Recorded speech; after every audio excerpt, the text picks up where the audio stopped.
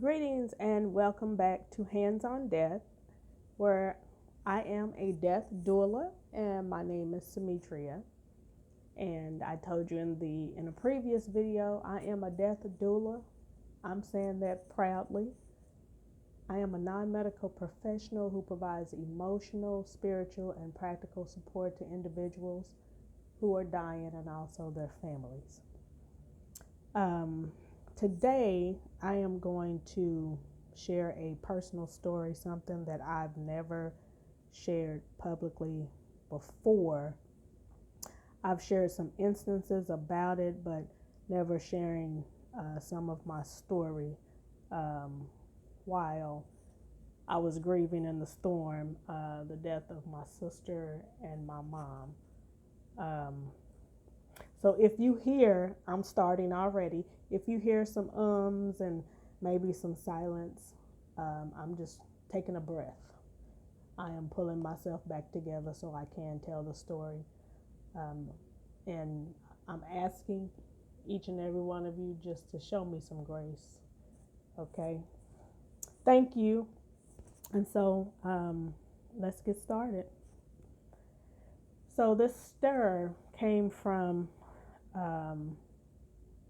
the July 4th incident in Texas, in Kerr County, Texas, to be specific, which claimed the lives of over 100 people, including some children from the Camp Mystic, I believe it is. And then today, I just want to share my story in prayer that it reaches and touches whomever that it needs to touch in their time of grief. My personal story that I'm going to share some of is the death of my sister Rita. She died October 16th of 2018. Prior to, my mother died October 5th of 2018. So that was 11 days apart, and that was one of the darkest days that I've had in a really long time. So my sister, Rita, had cancer, breast cancer specifically. This was her second bout with cancer. She was diagnosed in 2016, and come to find out, it had metastasized to her liver. So the story behind that, the story that I want to share is that night. I won't get into all of the specifics with treatments and back and forth to doctors and all of that. I won't get into all of that, but this particular story is the night or that day, October 16th, early in the AM, she came to visit me in a dream. So I am the youngest of 8 children. My siblings, as far as age range between me and them, is like from 23 years to like 9 years between my older siblings. So I was the oops baby, and they let me know that too. But this particular October 16th, at about 1 o'clock in the morning, me and my older sister was coming back from the hospital where Rita was, and it wasn't looking good at all. And on my way home, that was the longest drive I've ever had. It seemed like a really long time to get home from the hospital to my home, which I drive this way every day to work. But this was the longest ride. When I got home, I took a shower, talked to my husband for a moment, and went to sleep. Lo and behold, on my way home, I was having a conversation between me and God. And I was pretty pissed off about it. And I was telling him, like, hey, I know that I'm not getting ready to do another funeral. I'm not going to do like a back-to-back funeral. I'm not, this cannot be happening. So I need you to tell me something. You're going to have to let me know what's going on tonight. And that's what I told him. That's what I told him. So came home, took the shower, go to bed, blah, blah. So it was maybe 4 or something in the morning. I had this dream. The dream was my sister and I, we were in front of her home, and it was just a bright light. It was a brightness, and it was a warmth. And so we were hugging. And I mean, like, I don't know how long we had been hugging, but it just seemed like a warm blanket, just a warm blanket around me. And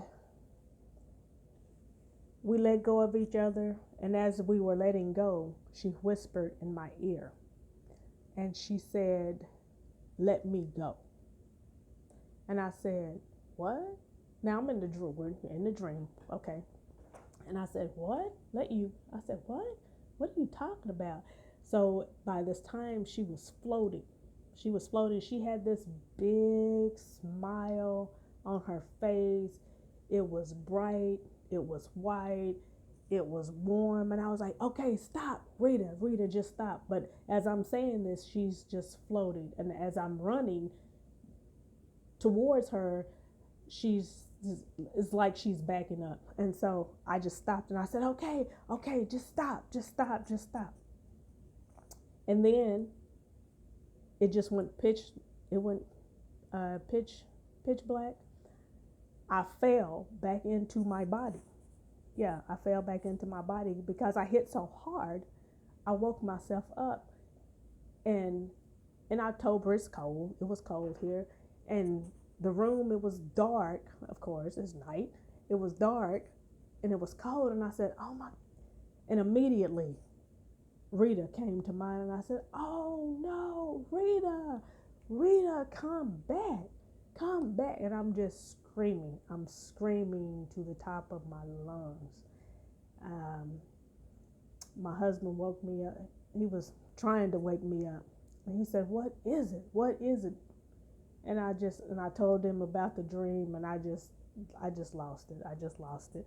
So this was about maybe 4 something that morning after I got home from the hospital. This is October 16th. So me and my sister got ready, went back to the hospital, and they had her on the oxygen and everything, and it was turned up to the highest and blah blah. So about 4:00 that afternoon, well, when I got to the hospital, her husband, son, was there, and I said, "Y'all," I said, I told them about the dream I had, and Dwight, that's my brother-in-law, he looked at me and he just started crying because he knew. I knew that he knew. And about 4:00 that afternoon, she passed. And I didn't know how to do that.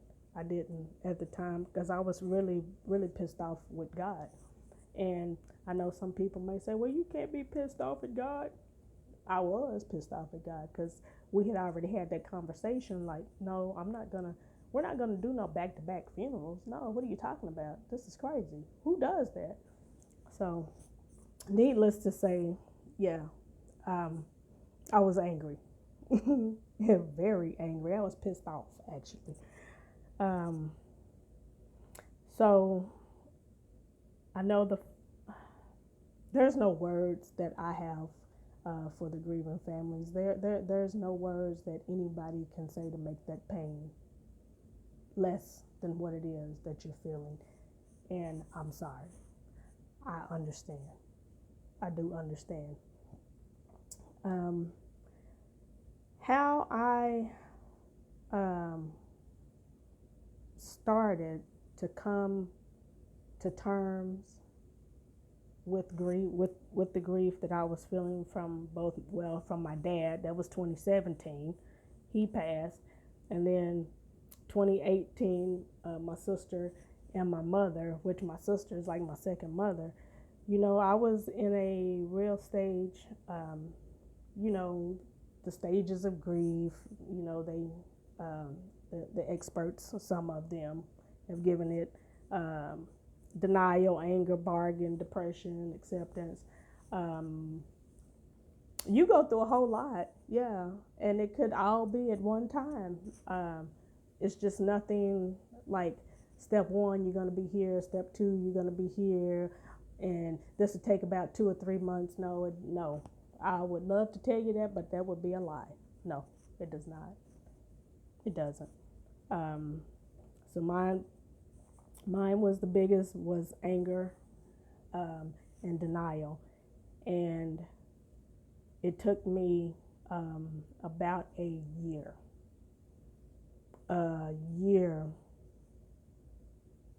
to where I could begin to heal from those deaths.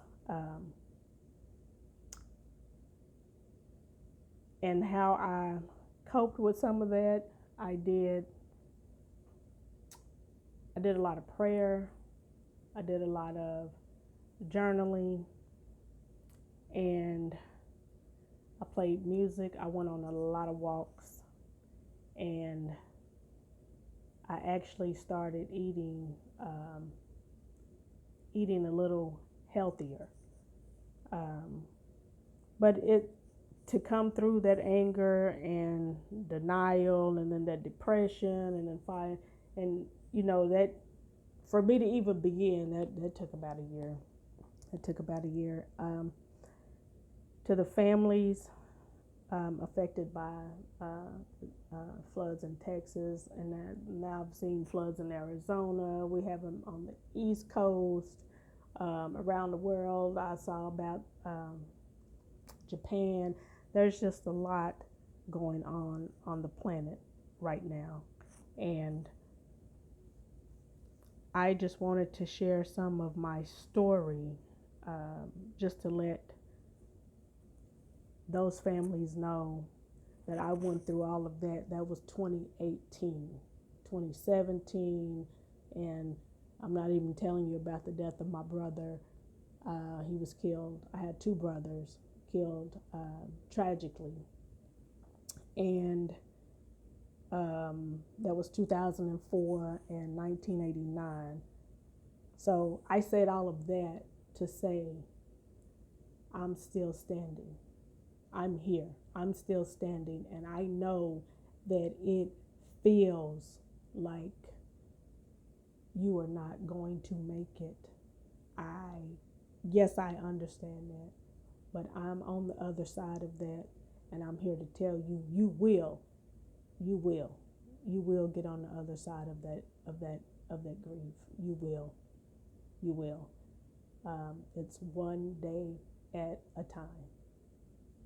One day at a time.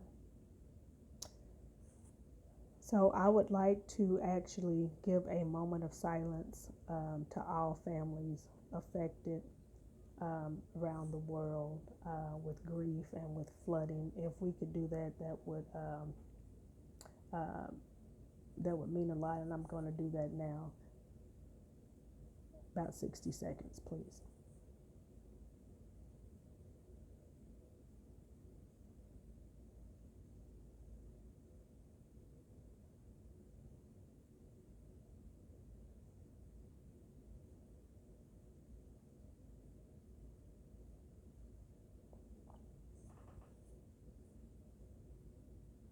Thank you guys for engaging in that moment of silence for the families affected by floods around the world. You guys are in my thoughts and in my prayers. And if you need to talk to someone, I do have an email address. It's hands, HANDS, on death heartfelt@gmail.com. If you want to drop a story or a comment or anything like that, feel free to. Feel free. And you guys, you can share the story. Um, I'm also on TikTok. I'm under the Grief Educator. I do have a Hands on Death on Facebook as well. Be sure to follow, subscribe, and let me know what you guys want to talk about in the comments, okay? All right, this again is Hands on Death, and my name is Symmetria, and I pray you guys have a great evening.